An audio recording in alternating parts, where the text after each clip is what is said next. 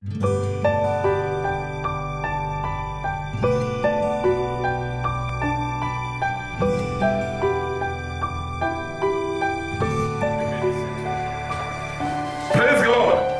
God is good and all the time casting the seeds.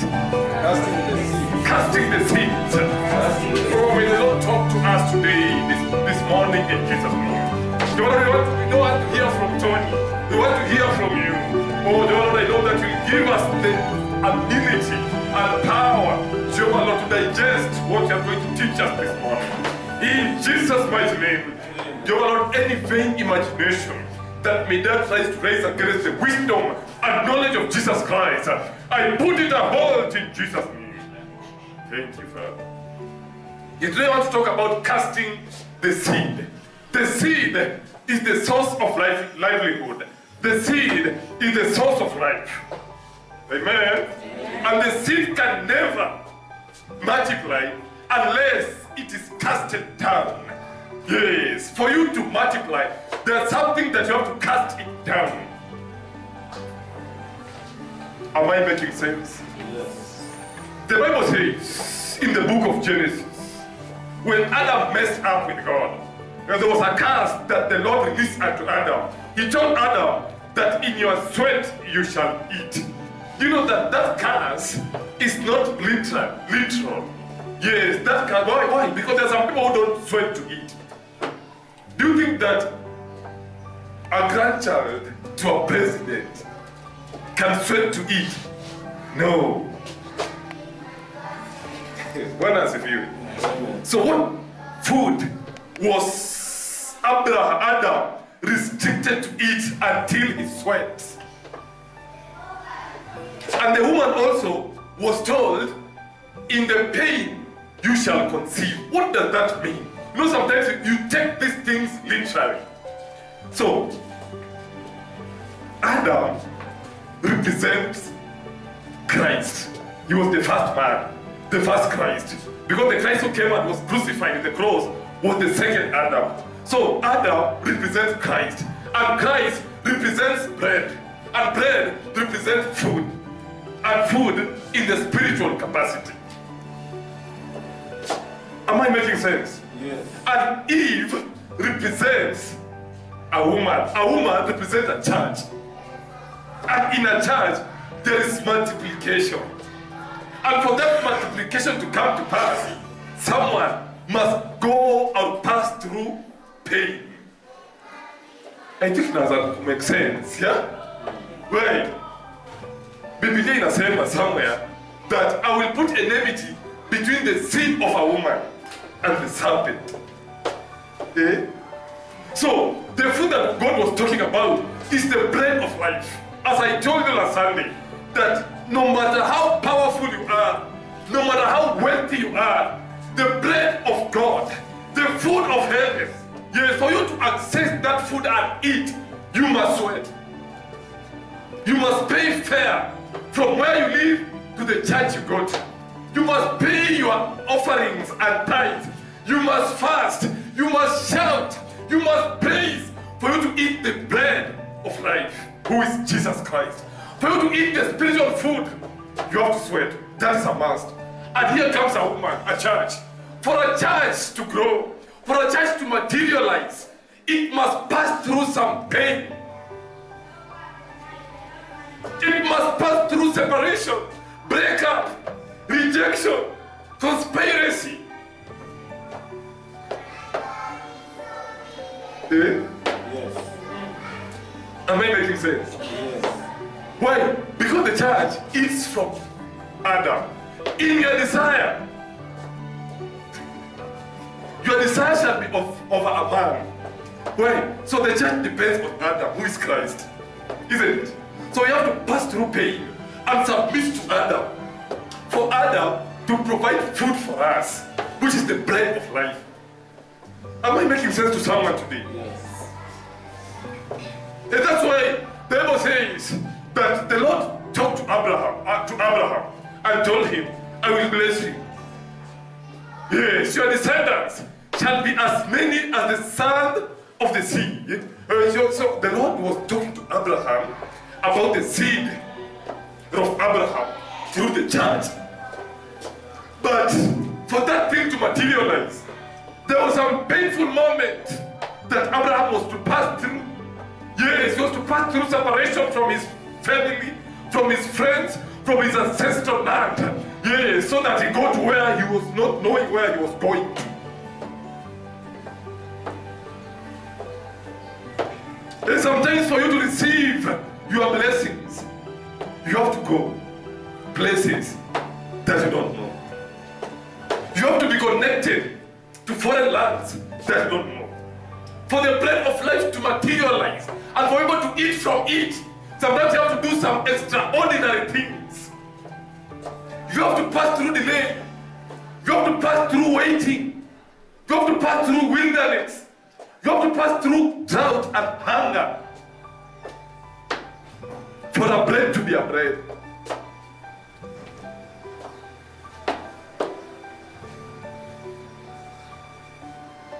Amen. Amen. Yeah, that's why the Lord promised Abraham that he will increase his descendants. So it is a point that the children of Israel went to intermarry with some people somewhere, some Gentile somewhere, in the book of Ezra, isn't it?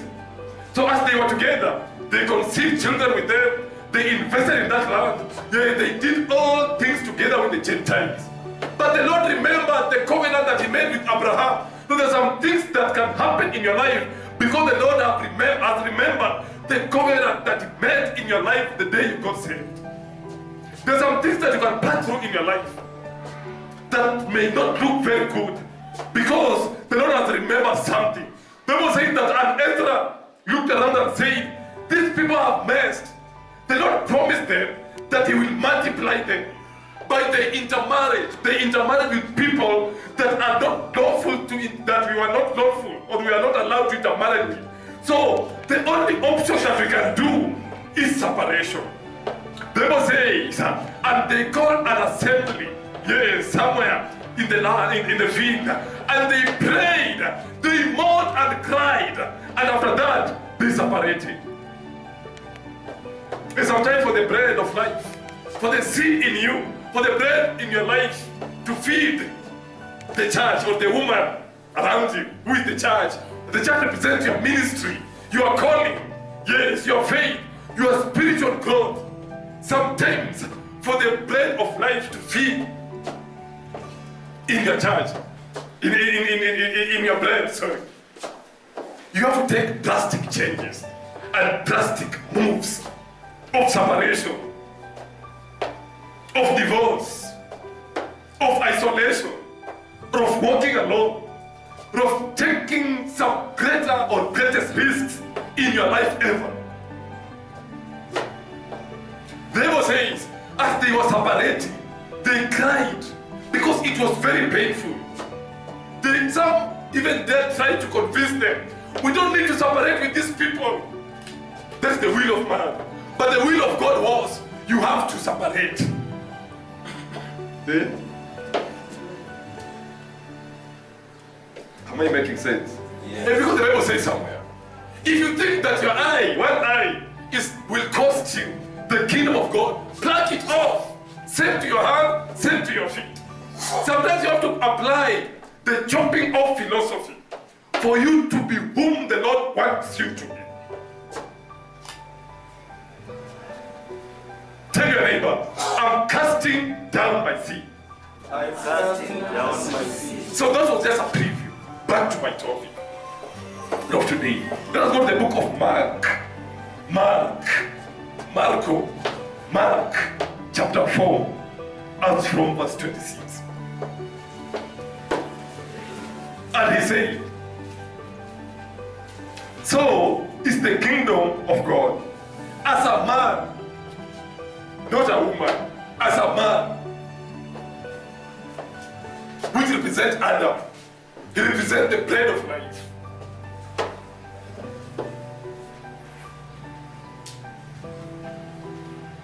Should cast seed into the ground. Wow, think about it. As a man should cast seed or a seed on the ground. Remember, before you reach that stage, or that stage of casting a seed in your ground, there is some painful moment that you have to go through. There is preparing of the land. There is cultivating the land. There is manuring the land. Then here comes casting the seed. There is prayer you made in the past. There is fasting you made in the past. There is altars. There is offerings. There are some days those you used to spend sleepless nights. Yes, casting your seeds, preparing the land for you to cast your seeds in it. And maybe you have been doing these things for many years. And let me give you a testimony of this man called T.D. Jakes. The story goes like this. This man was a trench digger. Alikuwa anachimba mitaro. That was his job. Without good education, no one was there to help him. So he was a trench digger. So when he was called to launch a church, he started ministering in a church. That was with only 20 members. The story goes that he used to minister in that church without any growth. In fact, instead of the church growing, it used to split apart. Imagine for 20 years, you are preaching, nothing is happening. Yes, they come from the pulpit back to trench digging. Yeah, and from the pulpit, and then kuchimba mitaro. Imagine preaching, going back to dig trenches in the fields. To the extent, people looked unto him as a caste. How comes for 20 years your church is still the same? But this man says that those days he used to tell the church to pray for church growth, and the Lord used to release prophecies concerning the growth of the church. But it never materialized. So for 20 years, this man used to cast his seeds in the ground. He used to cast his seeds in the ground, but nothing happened. Nothing materialized. In fact, the people whom he used to trust very well are the one who used to mess him up by breaking the church now and then. So he started applying some anomalies, some techniques of prayers, asking God, maybe if you give me the gift of miracle, it will happen. Maybe if you give me the gift of praying in tongues, it will happen. Maybe if you give me a car, people will come and see that you have blessed me, and the church will shock. But nothing happened. For 20 years, no tongues. For 20 years, no miracle. For 20 years, no money. For 20 years, his confidence used to break the church and split it into two. Yes, and gossip against him and tell people outside there that that man is accursed.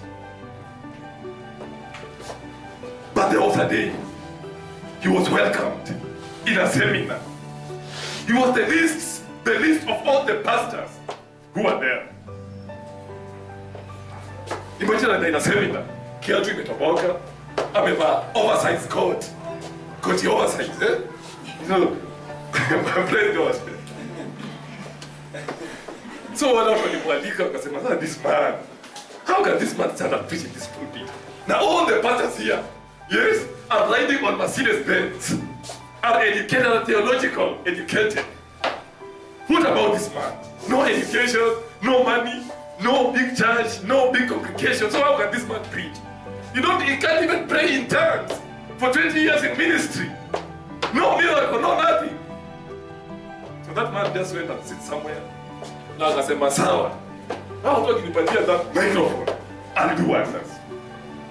Little did that man know that there was someone who was writing a book somewhere. And that person, alikuwa ameandika kitabu, but it reached a point, akashindwa kuendelea. Akashindwa kupata notes za kuendelea kumalizia hiyo kitabu. He was there in that seminar. Amen? So when T.D. Jakes alipatiwa the microphone, so he preached the way he preached nowadays. Akiruka ruka, wow, what a start! Wow, that someone was very powerful. And that man got notes of finishing his book. Akamaliza. Wow. Akasema, I'm really blessed. So when that man preached, everybody was moved in that church. So after that incident, hata kupatiwa sadaka bahasha ya wageni because he was ordinary fella. Alikuwa anakaa tu mtu a local person, yeah? So he didn't expect anything. So he walked out na akaenda nyumbani kama kawaida. Amen. Amen. So there was a day someone sold books in form of millions. He got the bestseller book. So that person comes up after this man called T.D. Jakes. So he went back to that church. Akauliza, ule jamani ubeni siku fulani. Even the owner of that church anasema hata alishamsahau. So wale ndio wakamtafuta wakampata. Kwenda wakampata in a small church like this. I think we are more than 20, yeah? Even about 20 members plus children. Amen. So Yesu ndo mtu ameingia. So yeye akitaka preach Potter's Church. Yeah? After some time, that person akamwambia, give me your bank account. I don't have a bank account. That's what Yesu responded. So that person akamwambia kufungulia bank account, don't worry. So after some, to make the story short, that person pumped millions into the Jakes account. No tongues, remember, no tongues, no miracle, no healing, no prophecy. After 20 years, no confidence.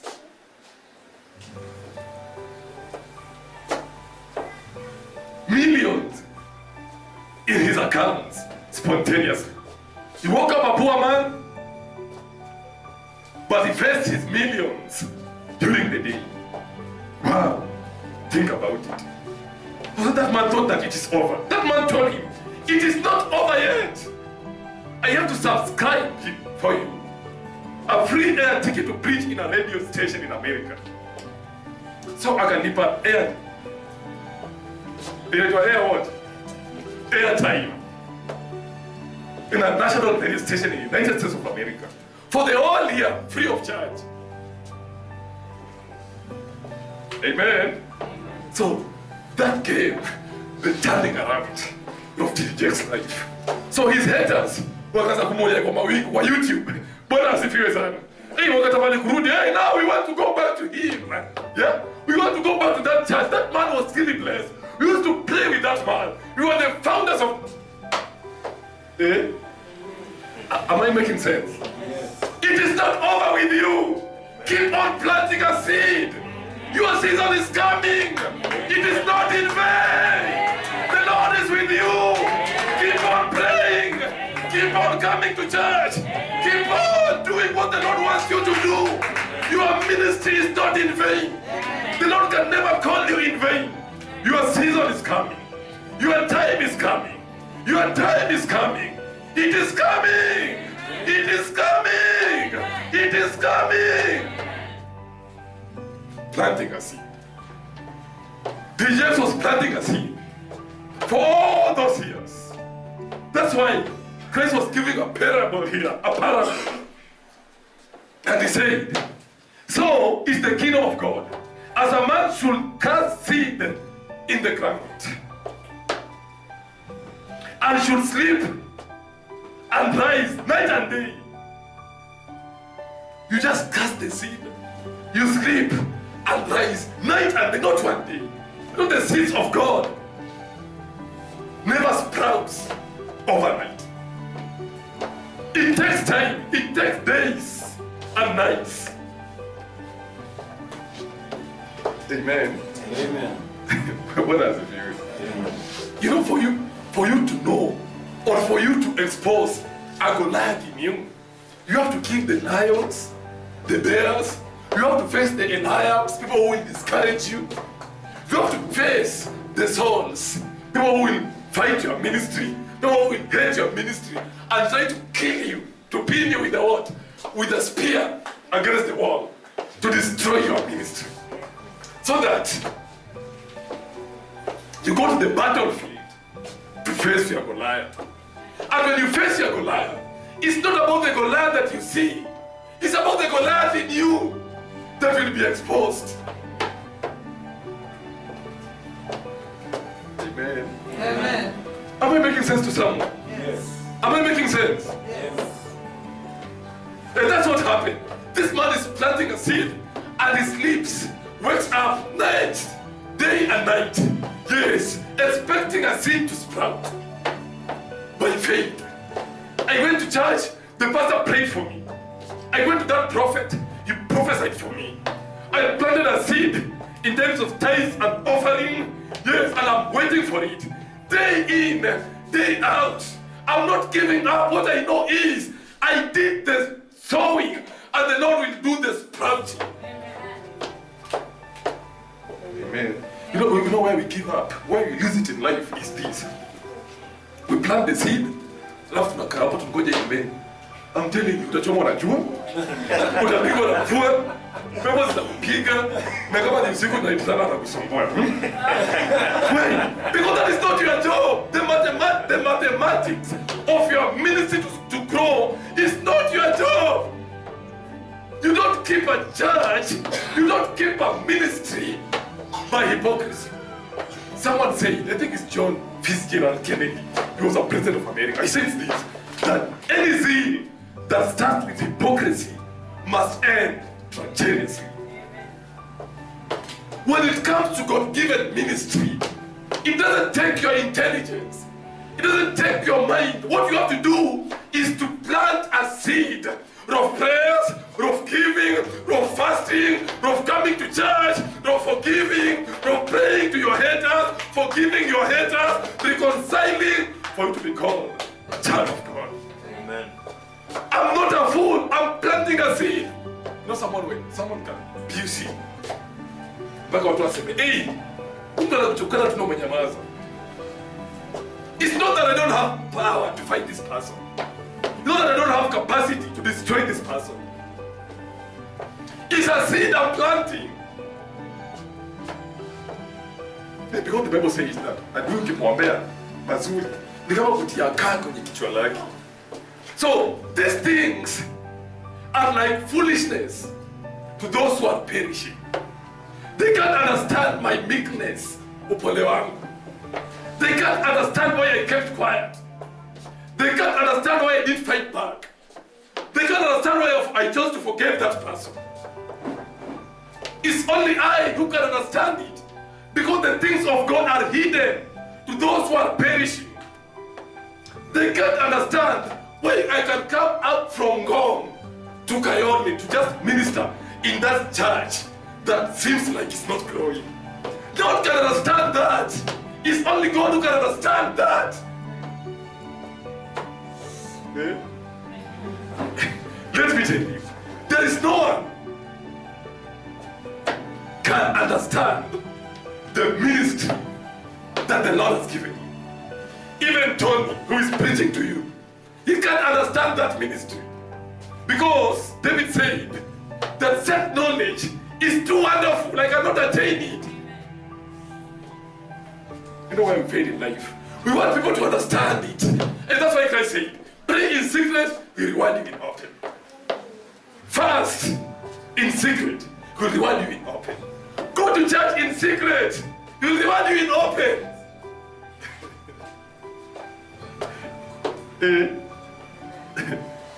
Amen. Amen. Amen. Amen. Am I making sense? Yes. Am I making sense? Yes. Because the reward is not your mathematics. The chemistry or mathematics behind your reward is divine.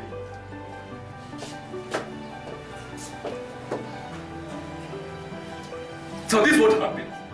And you'll sleep and rise night and day. And the seed should spring and grow up. He knows not how. You know not how your job will come. You don't know how your family will be retained.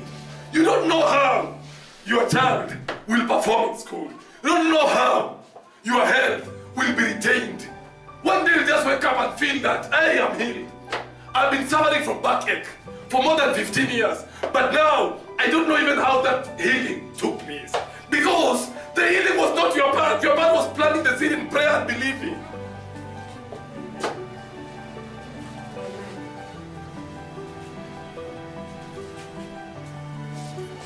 That's why Christ said, do not worry. Do not worry who is leaving you. Do not worry who is hating you.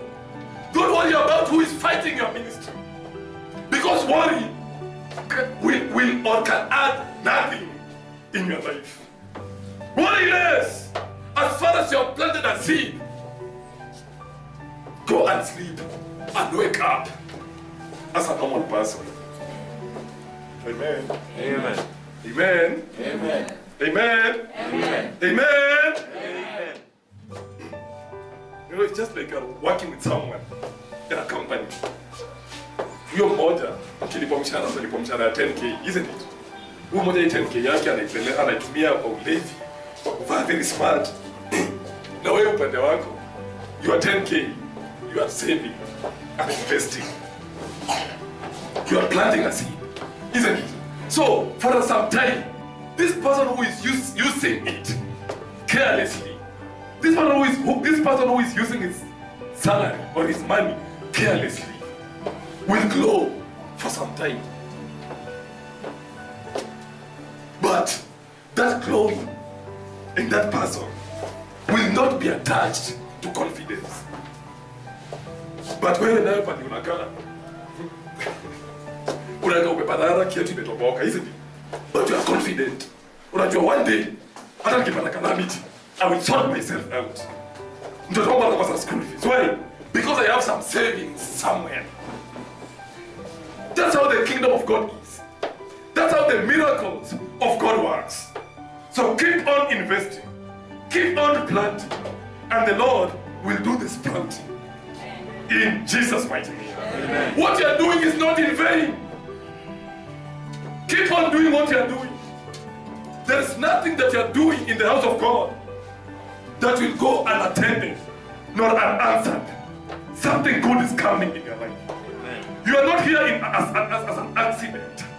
It's the Lord who connected you to this place. No one dragged you to this place. It's the Lord who connected you. That's why Christ said somewhere, no one comes unto me unless my Father brings him unto me. So your connection to this place is not in vain. And you are here to receive what is yours. And what is yours belongs to you. You must receive it. Because it is yours. Amen. No one can frustrate it. Why? Because the Lord gave it unto you even before the foundations of this earth were made. Do you believe it? Do you believe it? May you receive it in Jesus' name. Receive it in Jesus' name. Receive it in Jesus' name.